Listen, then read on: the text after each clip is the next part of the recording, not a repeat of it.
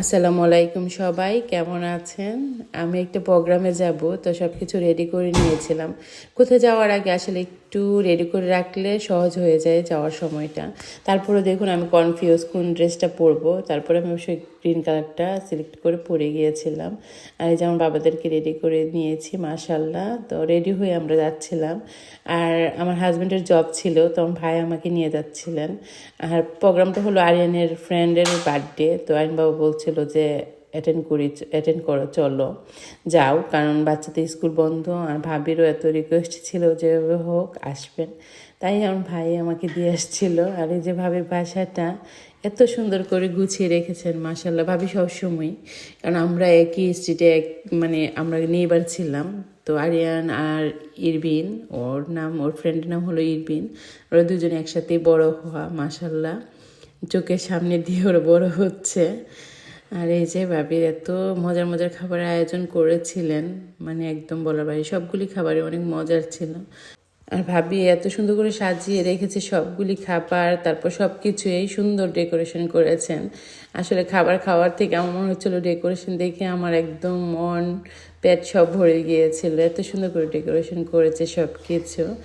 তারপরে খাবারের সাথে ভাবি আচারও দিয়েছিল, আচারটা, জলপাইয়ের আচারটা সেই মজা ছিল। আর এই যে সবগুলি খাবার আমি একটু একটু করে ভিডিও করে নিয়েছি। আর এইটা দেখুন কি সুন্দর করে ফ্রুটসগুলো রেখেছে। তারপরে ডেজার্ট জায়গাটা অনেক সুন্দর করে, ভাবি কর্নারটা অনেক সুন্দর করে রেখেছেন। আমি বলছিলাম ভাবি এত অর্গানাইজ করে রেখেছেন আপনি। তারপরে চা, মিষ্টি সব কিছুই, আর সব খাবারগুলি মাসাল্লাহ অনেক অনেক মজার ছিল। ভাবির রাতের রান্না অনেক কিছু ছিল, ডেজার্ট অনেক কিছু করেছিলেন, তো অনেক ভালো লেগেছে। আর এই সাইডটা করেছিলেন বার্থডের জন্য, কেক কাটার জন্য। আর এটা হলো বাবিদের বেডরুম। আমি একটু রুমগুলো একটু দেখিয়ে দিলাম আপনাদেরকে, ভালো লাগছিল। বাবির বাসাটা অনেক সুন্দর করে রেখেছেন। তো এই যে সব গেস্টরা চলে আসছে, সবাই একটু একটু করে খাবার নিয়ে নিচ্ছিল, তো আমিও একটু খাবার নিয়ে নিলাম। খাবার নিয়ে দেখলাম বাচ্চারা বসে এখানে খেলা করছে, তো আমিও সুযোগে ওদেরকে একটু খাইয়ে দিলাম। যে ওরা তো এসে বসতে চায় না, ওরা তো সারাক্ষণ খেলাধুলা করে। তারপর একটু ডেজার্টও নিয়ে নিলাম। আর আসলে এই কর্নারটাতে আসলেই মনটা অন্যরকম ভালো হয়ে যায়, তো এত সুন্দর করে ভাবি সাজিয়েছেন। তো ডেজার্টটা নিয়ে বাইরে আসলাম, দেখলাম আবার ওরা কি করছে, দেখলাম খেলা করছে। আর ওরা অনেক আনন্দ করেছে, মাশাল্লাহ। সেম এজের ছিল সবাই, তার জন্য অনেক আনন্দ করেছে। সবই একই ক্লাসের। এই যে ভাবি ভাইয়া, ওনার ছেলের বার্থডে ছিল।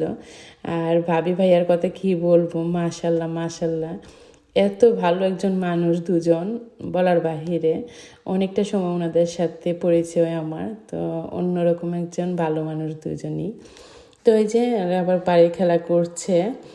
আর ইরবিনের বার্থডে ছিল আজকে, ওর birthday. Happy birthday to you Irbin বাবা, অনেক অনেক দোয়া তোমার জন্য, অনেক অনেক বড় হও, সবসময় দোয়া করি আন্টি তোমার জন্য। আর আমরা দুজন, ভাবি আর আমি, আসলে অনেক সময় একসাথে কাটিয়েছি।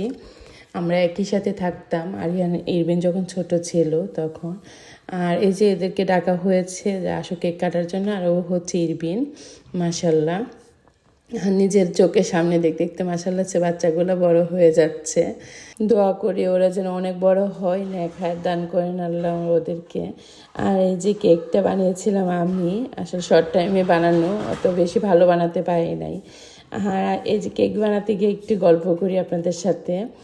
এই যে আমার কেক বানানো, আমার পেজ খোলা, সবটুকু উদ্যোগী ভাবির জন্য। আমার আসলে এতটুকু আশা, কেকে যতটুকুই পারি আমার মনে হয় যে ভাবির জন্য। আমার ফার্স্ট অর্ডারই করেছিলেন ভাবি কেক। আমার হাতের কেক খেয়ে ভাবি বলছিলেন যে আপনি কেকের কাজ শুরু করেন। তারপর ভাবি কেক অর্ডার করেছিলেন। আমি তো এত নার্ভাস ছিলাম যে ভাবি আমি পারি না, সেই বলছিলাম। ভাবি বলছিল যেরকম পারেন, যেভাবে পারেন, কোনো ডিজাইন লাগবে না, কিচ্ছু না, একদম একটা প্লেন সাদা কেক বানিয়ে দেন আপনি। এত সাপোর্ট করেছিল, মানে এটা বলার বাহিরে। এখনও স্টিল ভাবি যখন কেক বলে একটা করার জন্য, যখন বলি ভাবি ডিজাইন বলেন, তখন ভাবি ডিজাইন বলে না, ভাবি বলে আপনার ইচ্ছা মতো যেভাবে পারেন, আর না পারলে আপনি একটা সাদা কেক বানিয়ে নিয়ে আসবেন। এরকম করে বলার পরে আসলে কিছু বলার থাকে না, তখন যাই পারি ভাবিরে করে দিই। আর ভাবি ওইটা হাসি মুখে নিয়ে নেয়, কিচ্ছু বলে না যে ভাবি কেকটা এরকম হয়েছে ওরকম। আর এই কেকটা খেয়ে মাশাল্লাহ সবাই এত মানে বলছিল যে কেকটা এত মজা হয়েছে। আমার কাছে আসলে এটা অনেক কিছু।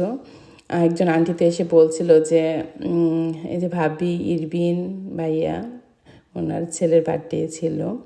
তো আমি যেটা বলছিলাম, একজন আন্টি এসে, আমি বসেছিলাম, আন্টি এসে বলছিলেন যে কেক কে বানিয়েছে। আমরা 3-4 জন বসেছিলাম ওইখান থেকে, বলতেছে এত মজা লেগেছে, আমাকে অনেক আদর করলেন উনি, বললেন যে তোমাকে ধন্যবাদ, এত সুন্দর কেক মাশাআল্লাহ বানিয়ে নিয়ে আসছো খাওয়ানোর জন্য। আমি তো একদম অবাক। এরকম ভালো একটা কথা বললে আসলে মনটা অন্যরকম ভালো হয়েছে। আর বাচ্চারাও মাশাআল্লাহ দেখলাম অনেক খুশি হয়ে খেয়েছে কেকটা। তো এই যে ভাবির বাসায় আমার কেকের গল্পই করা শুরু করলাম আপনাদের সাথে, কারণ বললে না অনেক কিছু, অনেক আবেগ, মানে অনেক কথা মনে হয়ে যায়, তাই আসলে বললাম আপনাদের সাথে। আর এই যে ভাবির বাসার উপর থেকে এত সুন্দরভাবে ভিউটা দেখা যায়, একটু দেখালাম আপনাদেরকে। আর আবার সবাই বারান্দায় এসে আমরা সবাই ছবি উঠাচ্ছিলাম, তো আমি একটু চিন্তা করলাম একটু ভিডিও নিয়ে নিই। ভাবির বোন আর ফ্রেন্ডরা এখানে, আর এই যে বাচ্চারা, ওরা তো মানে এত ফান করেছে বললাম, মাশাল্লাহ। দেখুন সব সেম এজের, শুধু আলবিন একটু ছোট ছিল।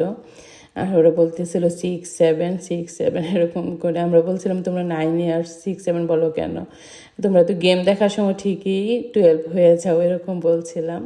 তো এই যে ওরা ফান করছে অনেক এরকম। আর তারপরে যে এই যে কিউটি মাশাল্লাহ ওরা এসে বসছিল। তো আমার ভাই চলে আসছিলেন, আমার আরেক ভাই নিতে আসছে আমাকে।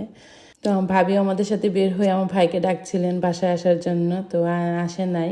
তো আমরা এই যে সবাই একসাথে ভাবির কাছ থেকে সবার কাছ থেকে বিদায় নিয়ে চলে আসছিলাম। তো আমার ভাইয়ের বাসায় যাচ্ছি, ইনশাল্লাহ নেক্সট ব্লগে থাকবেন ভাইয়ের বাসার ভিডিওগুলা। তো সবাই ভালো থাকবেন, দোয়া করবেন। এই যে আমার কেকটা, আল্লাহ হাফেজ, আসসালামু আলাইকুম।